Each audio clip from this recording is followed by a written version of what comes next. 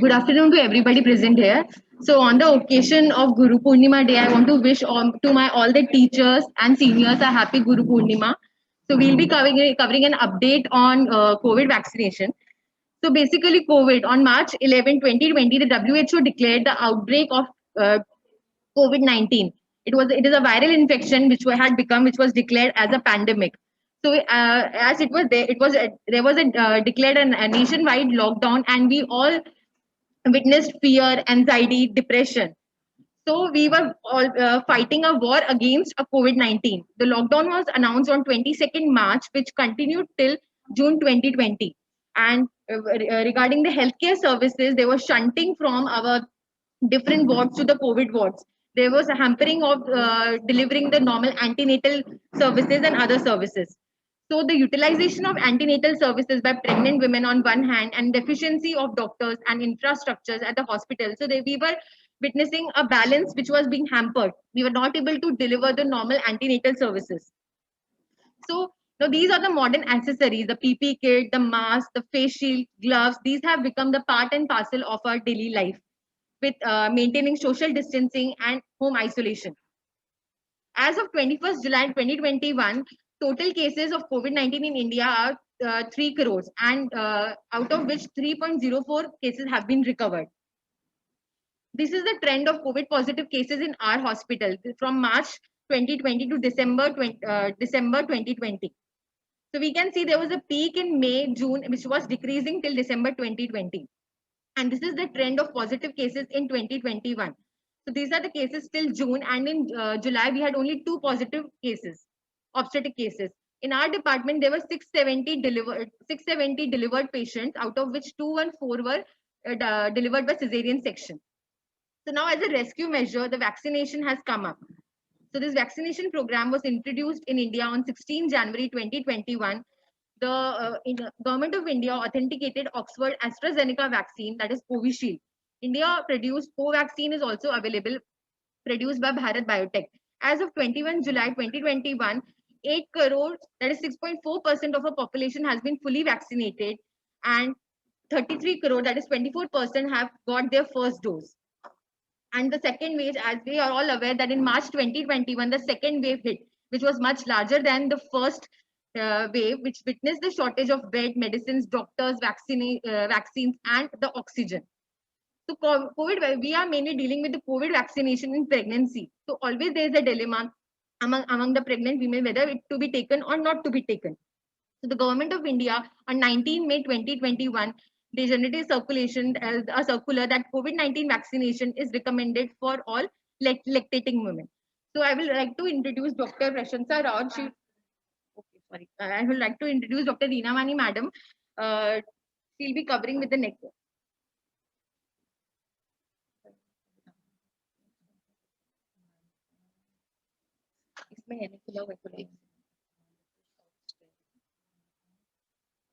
एक दो फोटोज पूरा ग्रुप का भी ये है हाँ क्या slide show it's already shared you have to put the slide show अच्छा click just where is it paused why is it pausing no ma'am I did the screen sharing but it is showing paused I think we have to open it again and share it. Achha. But this don't do this. This one? No, 23rd. Same thing. Yeah. Share this. That last one. Share this. Yeah. Share. Okay, share. Yeah. And put it on slideshow. Are we recording? Yes. Cancel.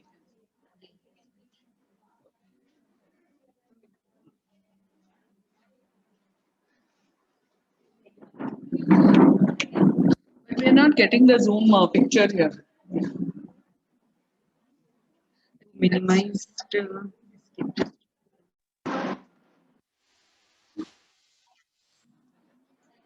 Share screen. Share. No, it is you're sharing. Yeah. Yes, ma'am. Close that previous one and then go to Ma'am, we'll do slideshow. It will come slideshow. now. It will come. Yeah. अभी सब चल रहा है. No, it is still not coming. I think you need to exit the previous thing. If it is, just shut the stop share and shut. Yeah.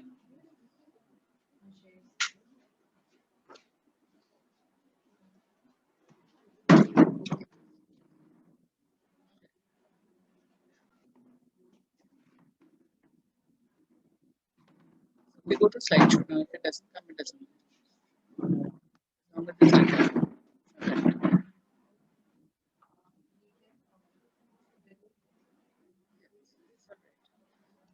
More में जाके modes में you can put that thing at the corner. Yeah, mode में भी mode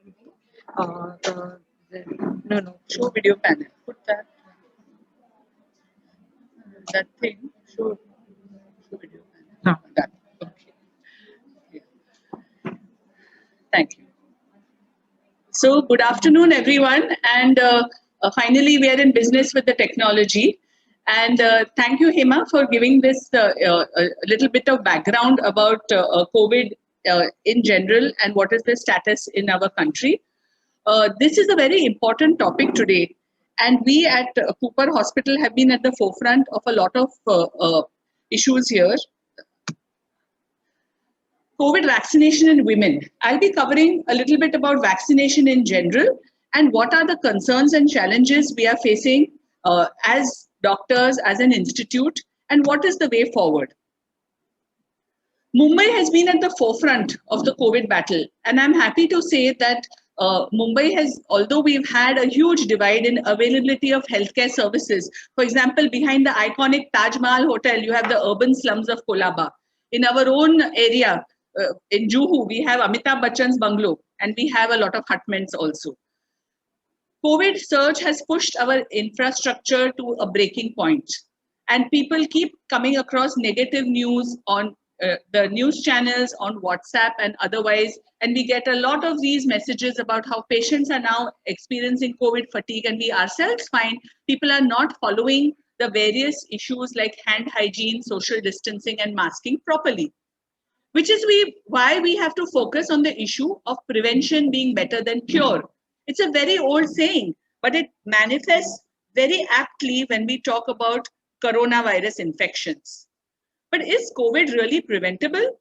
In fact, we from our hospital presented some data at the 49th annual MOGS conference about challenges and concerns of vaccination, not just at our hospital, but also at our sister concerned hospital, Nair Hospital, which I will share with you in a few minutes. So friends, why vaccination?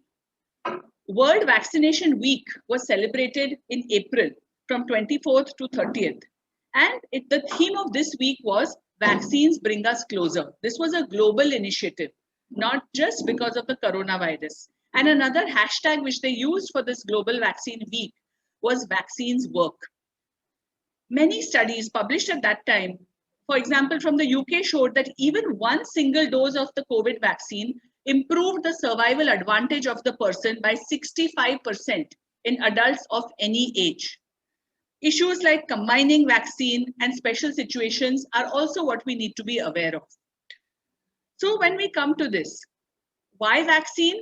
We've also remembered that all these measures have only worked partially, and Hema has beautifully put across to you what are the statistics. Despite the huge nationwide drive, we still do not have more than a fraction of our population who is completely vaccinated. But I'm proud to say that our institute, Cooper Hospital, was one of the 10 nodal centers identified by the Prime Minister's office in January 2021 to launch the nationwide vaccination drive. And those of you who are not aware, it was our then Dean, Dr. Pinakin Gujjar, and the nodal officer in charge of the center, Dr. Anita Shenoy, who took Herculean efforts to create the vaccine center, which you all are seeing now, out of a building which was actually a dilapidated, what you would say, khandar, which has now been transformed into a spanking, wonderful, world-class vaccination center. In India, we have many vaccines, and in fact, few more are coming across globally.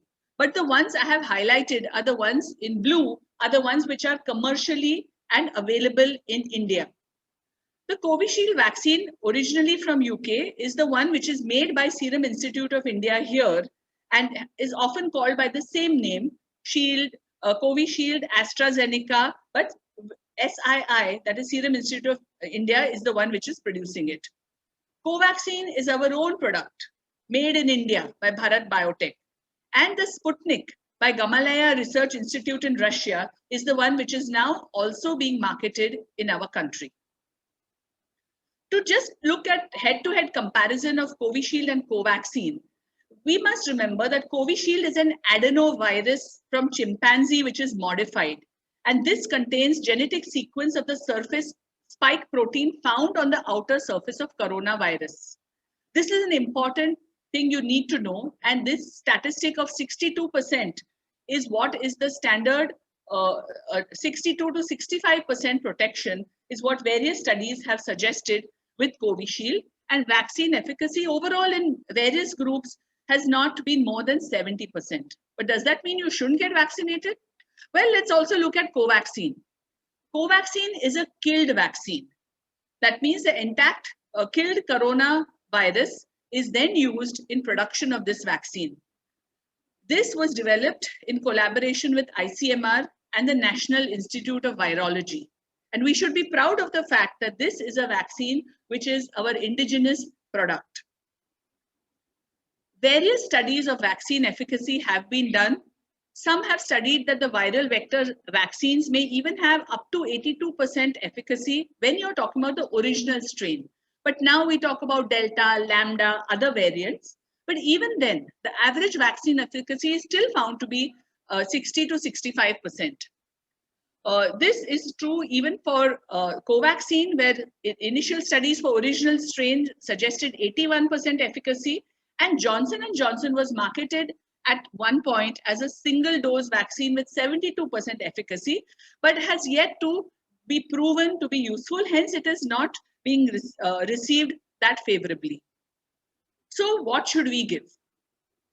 Our center was first given only Covishield and through the MCGM supply free of cost. But from 1st of March, the third phase of beneficiaries started, and from the 16th of March, our institute also started giving Covaxin. And all of you should be aware of what is available within the purview of your own institute. So here, a few slides, I'm going to tell you about what we were doing in our own hospital. And this is a photo of our own vaccine center with our wonderful team of nurses, community medicine residents, interns, who have been working around the clock to make this drive successful. The government guidelines had very clearly said wherever you're giving the vaccine, there are 4 phases. The phase 1 was healthcare workers, then was frontline workers, then senior citizens 45 years above, and then was general citizens. And recently, our Prime Minister Modi ji has said that 18 years and above will all get the free vaccine through the central government supply. But here I'm focusing on our first 2 months experience, which was noted. And in those 2 months itself, we had done more than 27,000 doses. Now, our hospital has crossed 1 lakh doses as of recent update. But here, we found that in the initial part, people were concerned about side effects, choice of vaccine, and there was what we would call as a bit of hesitancy in coming forward. And in these beneficiaries, you can see this is the breakup of the various healthcare workers, frontline workers given at our hospital. And you can see the huge number which was covered partially and fully, which number has gone up. This is the end result after the first 2 months only. This has been published by our institute about the challenges and concerns of setup of the COVID vaccination center. And this has been highly appreciated. The data, which was from our vaccine center with Dean Sir's permission, has been published. This is showing that other workers also started getting involved, that because we have to protect the team. Your chain, when you're wearing a gold chain, what is the weakest link which is going to determine whether that chain remains around your neck or falls off. The same in the healthcare system or the delivery. If any link is weak, the entire chain is going to collapse, which is why we have to take care of everyone from top to bottom. This is a little busy slide just showing that what is our unit structure. But unfortunately, this was at the end of the first 2 months in the first wave. you will find in the first week of vaccination, no doctors from OBGY got vaccinated. Now, is this because we were hesitant or we were not given priority as frontline workers? This is something to think about, but I'm happy this went on increasing. And now I think most of our department has been fully vaccinated. What were the concerns about vaccination? Everyone was worried that we are anyway exposed in the workplace. We are all getting rotational duties. But initially everyone said, Kisi aur ko lene do, fir hum lete hain. If there's going to be an adverse effect following immunization, let's see what happens to others, then I will take it. That was what we call as vaccine hesitancy. And a lot of people had already had COVID infection, including myself, which I had got last year in the end of June, July 2020. So should we take it or not? Adverse effects following immunization in the first 2 months, I'm really happy to say out of 27,073 doses only at our center, we only had 51 adverse events reported, of which most were minor. There was only one doctor who had high-grade fever requiring admission for 2 days, one case of cellulitis, and one case of chorioretinitis in a nurse who also had diabetes. So we are not really able to attribute whether it was due to the vaccine or other factors. So what I'm trying to tell you is that when you look at risk versus benefit ratio, remember our principle as given in the Hippocratic Oath is first of all, do no harm. So when you assess the need to give the vaccine, think about this. And then the fashion changed and use of social media and other things made people want to document that they have taken it, and everyone was very happily posting pictures of themselves with selfies on Facebook, Instagram, and whatnot to say that, okay, I have joined the club. In fact, now they say one of these dating apps has one of the requirements that are you vaccinated or not? So that is another level. So what is important? Counseling and choices. We as seniors have to set an example. I think it was me with Dr. Yashashri who went first to the vaccine center, and both of us got the vaccine, after which most of our department people followed, and also Dr. Balaji. He was the person who went and posted his first selfie on our department group that I have been vaccinated. And this is important to encourage juniors who are feeling scared or worried, ki should I do it or should I not? We also helped our team by giving shift duties and time off, by adjusting the duties, especially in the post-vaccine period if they had fever or other things, which is how we have to reach out and move together with everybody. We had discussions, audits. In our review meetings, we also talked about the fact that has everyone taken care of themselves? Has anyone got missed out? These are important ways how to go forward. And what I talked about, the vaccine hesitancy, which then moved into vaccine desperation. This was a second article published in a journal by our institute. And here again, by that time, we had crossed 68,000 doses by the time we put up the second article for publication. And this is the data by which time we also were giving Covaxin in our hospital. So you can see that we are moving. But with the second wave, especially with the death of Dr. K.K. Agarwal, who was a frontline person who was making impacts and inroads into healthcare systems with his YouTube and other posts. When he died, despite being fully vaccinated, it was a bit of a setback. But his wife, and in fact, he had also disclosed that he was having comorbidities, he was on steroids.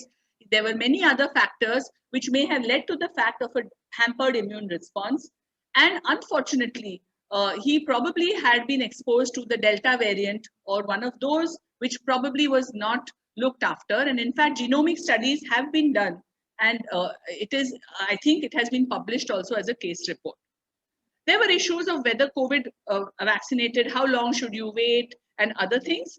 But with second wave and vaccines, we have to differentiate between reinfection with COVID and truly a proper second infection, or whether it was just the same infection which flared up. And now public and private sector both has got into the picture. And this is in fact a picture from Wockhardt Hospital's ad, where they are now offering all 3 vaccines to people who are willing to take the appointment. Again, it is through the CoWIN app. but they take appointment and they are willing to pay for it after they have been screened. So it is not that you just walk in and demand the vaccine. And these are all different Government of India initiatives, and this is the way forward.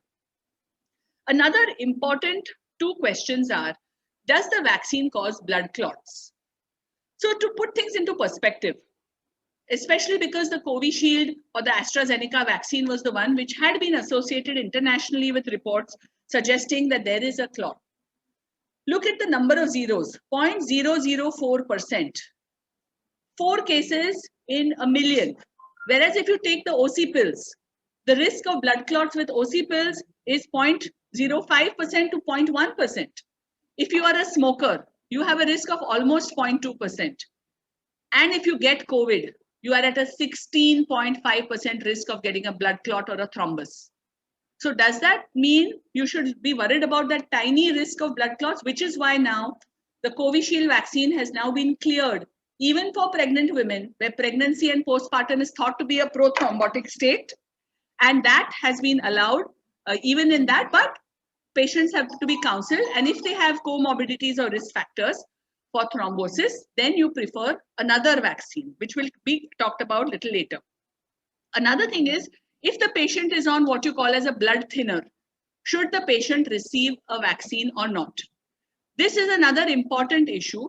Almost everyone above the age of 45 who's having high blood pressure or passing is on Ecosprin. But Ecosprin or low-dose aspirin is not technically a blood thinner. It is an antiplatelet agent. But yes, the healthcare provider should be made aware that you should have the proper pressing of the spot. You may have a little hematoma at the site or other things may happen. These are things you have to keep in mind. So people who are on proper blood thinners like clopidogrel or other things can also be vaccinated. If the person is not on a blood thinner, you just have to counsel them and see what is the thing. And again, bottom line is they can be vaccinated with just a little bit of precaution. There are many FAQs related to vaccine, and I think we have circulated them also. But people who have got an infection after COVID are being studied right now in our own hospital, and we are trying to get out data for that. One of the most common questions is that, will all these vaccines protect us against new variants? The jury is still out on this, but it does offer a good degree of protection against Delta variant also. May not be as effective as against the original strain. Do I need the vaccine if I've already had COVID? Should I get it? The answer is yes. You have me standing in front of you who took it because I believe in walking the talk. Who should not take COVID vaccine? It's a very small minority. I have not received test reports, but I have COVID-like symptoms. Should I get vaccinated? The answer here will be no. You need to be evaluated and then it will be seen. Am I having periods? Should I get vaccinated? This was a very big misconception, again, which went across the WhatsApp, that if you get vaccinated in your periods, you will get into problem, which was not true. So this is just a checklist. Menstruating women, people undergoing fertility treatment, preconceptional period, previously infected, those with comorbidities, all can get vaccinated. But those who, do you need to do pregnancy tests before vaccine? The answer is no. And do you need to give MTP if by mistake the vaccine has been taken and then you find she's pregnant? Again, the answer is no. This was a media briefing given by our then Health Minister, Shri Harshvardhanji, on 21st of April 2021, which actually said that the post-vaccine breakthrough infection was very, very low. And post-vaccination death in this cohort was extremely low. So you must remember that this was data in April, okay? And now the data is even more. So friends, what I'm trying to tell you is that COVID vaccination is going to protect you from death. Those with comorbidity should move forward. This is a little busy slide and Dr. Prashansa will be talking more in detail about pregnancy, but this is just a summary of different international organizations which had put up guidelines about vaccination for pregnant women and postpartum women before India approved of it. And the bottom line was all these people had said, including FIGO, that we should not deny these women. But that time, a lot of the bodies were focusing on those women who were in the healthcare system. For example, they were nurses or they were doctors or frontline workers. The update in May was 13 organizations gave a joint statement that Covaxin is absolutely safe and should be advocated on a war footing for our pregnant and lactating women. And the Joint Committee for Vaccination and Immunization from the UK gave a very clear and bold statement that it should be considered, and there are no specific safety concerns with any brand of coronavirus vaccine. So that this was another thing. And this was a letter from our Chief Secretary, Dr. Rajesh Bhushan, who talked about allowing vaccination for lactating women. That happened first, before it came to pregnancy. And Prashansa will talk a little bit about the timeline. And pregnancy and vaccination, there was a lot of articles in the paper, people talking about why in India we are denying women. There were a lot of issues regarding that. And the latest Royal College of Obs and Gynae guidelines, which just came on the 30th of June, have very clearly said that the women can be given any of these vaccines. Real world monitoring has confirmed that even one dose gives 60% protection. This is for non-pregnant population, which is why we should offer pregnant women vaccination as per the RCOG at the same time as the rest of the population based on age and clinical risk. And they can be offered the mRNA vaccines, yes, because there's maximum exposure and data related to that. More than 1 lakh women in USA had already been vaccinated by April. But if they have already had the Oxford AstraZeneca vaccine, that is also fine. It can be continued, and the eligibility criteria are the same. Why is this important? Because when we talk about treating COVID infection, there has been so much change. We've all taken hydroxychloroquine. We've taken the high-dose vitamin D. Some well-meaning NGOs have given us homeopathic medicines for everybody. Everything from A to Z has been tried. But finally, we land up Bhagwan Bharose. Tumhare naseeb mein bachna hai, to tum bachoge. Often that is the bottom line which happens. So friends, which is why it is important to consider, don't feel that it's a hopeless situation, that I am helpless, I cannot do anything. In our own institute, we have moved from the fear zone where initially when one patient would come or we would have one exposure, we would all get panicky. We learned from our experiences, and now we are in a growth zone where our institute is looked upon as an example how to work in COVID times, and our vaccination center headed by our community medicine department is looked upon as an example or a perfect example of how vaccination should be carried out. As far as the management is concerned, I won't have time to talk about it, but I can't resist saying that just appropriate use of steroids, sometimes remdesivir and low molecular weight heparin, can help our pregnant women with COVID. There is no other medicine which is clear-cut recommended, and LSCS is done only for obstetric indications. But if the woman is having COVID at the time of delivery, she is definitely at a higher risk for ICU admissions, for ventilation, stillbirth, and other problems. Hence, vaccination is the way forward. And second wave, our analysis of data of death and case fatality rate is showing that the death rates in women have gone up in the second wave. But still, friends, we are in a country which is still better. If you look, we are at the bottom of the table here when it comes to deaths per 100,000 population as compared to many other countries. So be proud of yourself. Chhati thok ke bolo, I am Indian and our healthcare system is working for me. And it is a teamwork. Everyone is achieving more by working together, protecting everyone on the team. That photo shows the healthcare workers of Sion Hospital doing teleconsultation with patients in Dharavi. This is another way you move with the times and change, call the women to the hospital less. And we will manage as a team to defeat the monster of coronavirus, and things will go further.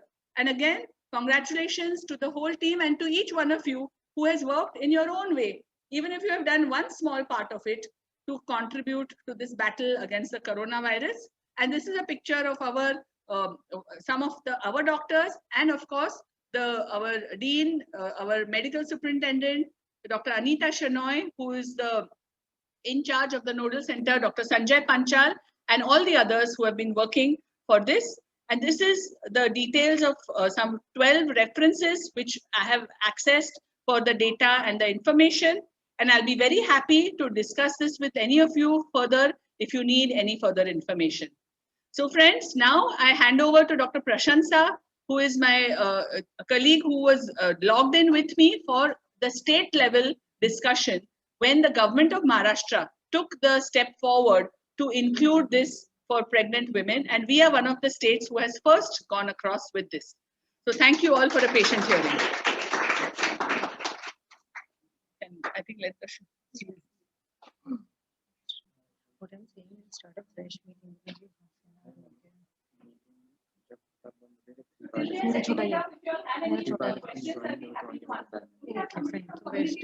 Yes, so in fact, please introduce yourselves. You all are a very important part of this vaccination thing. Please let us know, because with the mask we lose track who is here with us. So please can you introduce? Yes.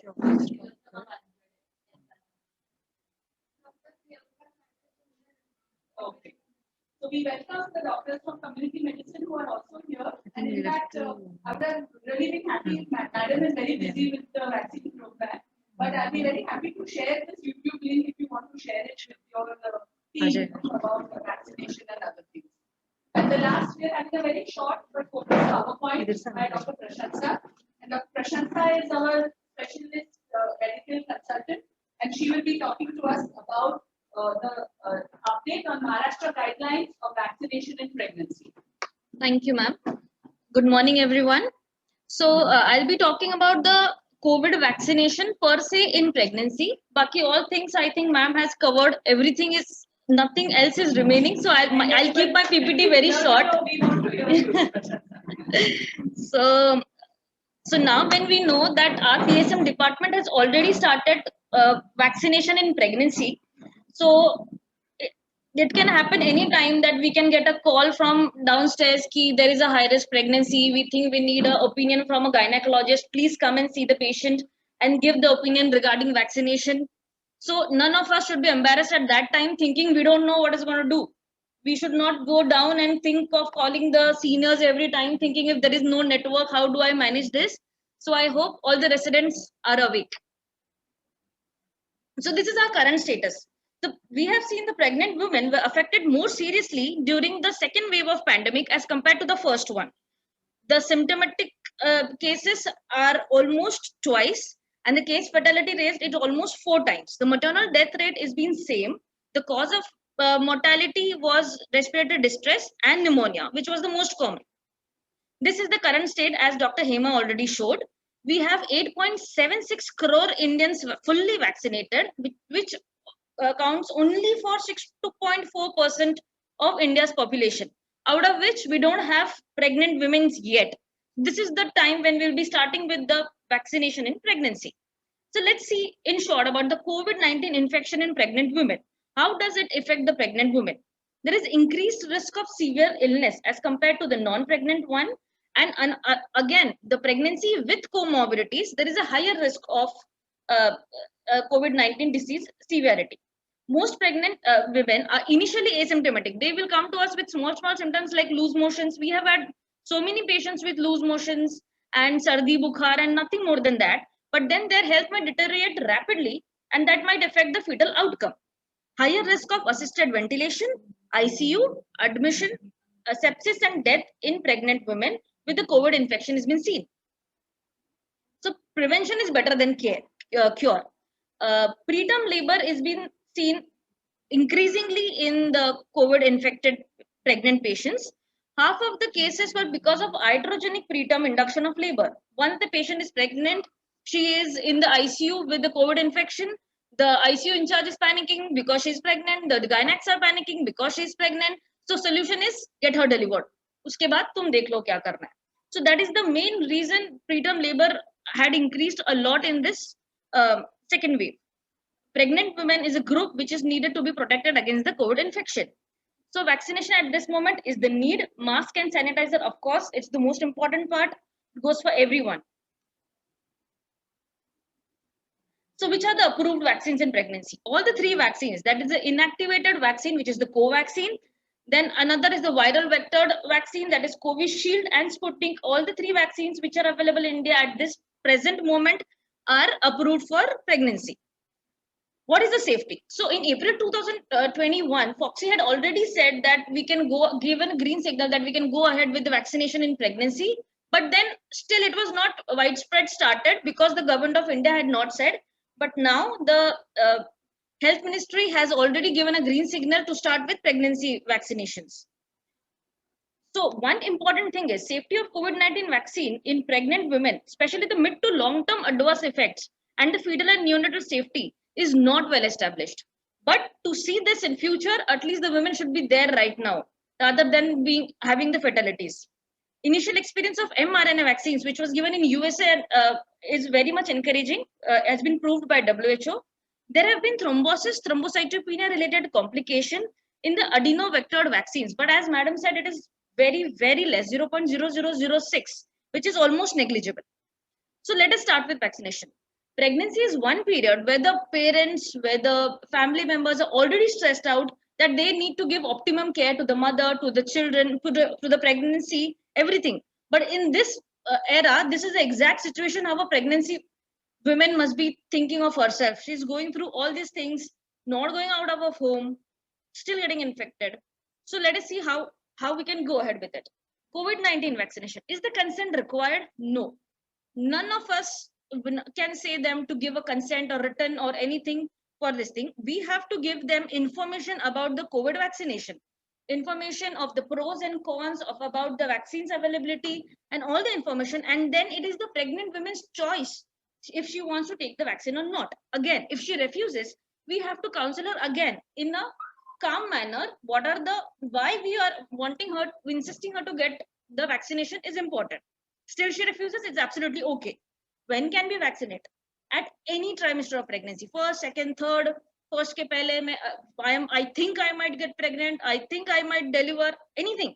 We can vaccinate them anytime. If a woman says she's pregnant and comes to a vaccination center, walking saying I'm pregnant, I need the vaccine, we cannot ask for a proof.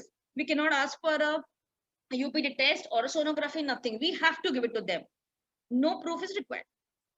What about high-risk pregnancy? So which are the high-risk pregnancies? First of all, the preeclampsia, severe or non-severe, gestational diabetes mellitus, anemias, or rather severe anemia patients, not the 8 and 9 anemia patients.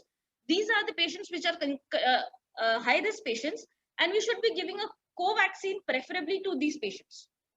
Previous LACS, Rh negative, no, these are not high-risk patients. Epileptic mothers, heart disease mother, patients on heparin, aspirin, IVF conceptions, deep venous thrombosis history, all these patients can be vaccinated, but they should be vaccinated either in the medical college or tertiary care center after expert opinion. What about the other pregnancy vaccination? Tdap, tetanus plus diphtheria, all this vaccine can be given along with the COVID, because we cannot keep asking the patient, aaj COVID lene aao, kal tetanus leke aao. They are not going to turn up. We know that, and we don't want to waste our time. So tetanus and COVID vaccine can be given in the same day, but different sites, the different arm it should be given. If you want to be safer, it can be given at the 2 weeks interval. What about anti-D and COVID? Yes, anti-D and COVID can be given same day. Again, the concept is 2 different arms. What about blood transfusion or iron sucrose? Yes, it can be combined with vaccination. There is no effect. Sterilization. Yes, we cannot say because patient is getting sterilized, we will avoid vaccination. No. So this is the most important part, which is to be taken care of by the gynacs. Whenever the patient is vaccinated, the gestational age is to be documented. So if at all patient is not having follow-up, or it is the first visit, a patient is not knowing gestational age, it's absolutely okay. We can call her next time and ask for the gestational age. But if we know what is the gestational age of the pregnancy, it's better to be mentioned on the cover page first. Vaccination status is to be written on the RCH ID card. If the patient is vaccinated, started vaccination, not vaccinated. When was the first dose given? Which vaccination was given?